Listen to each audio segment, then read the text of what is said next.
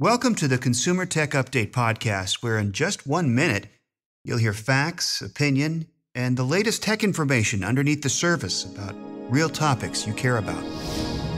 Is your internet running slower than usual? It's buffering, it's lagging. Well, testing the line is easier than ever, and you don't even need to be a techno wizard to do it.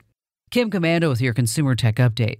Get extended interviews with the free Komando podcast, available on Apple and Google Podcasts.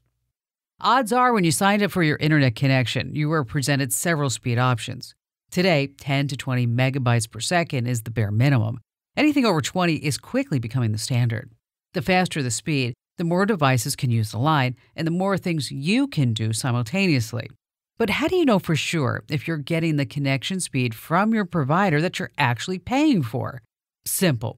Whether you use Google or Bing as your favorite search site, you can now run an internet connection speed test by doing a simple search.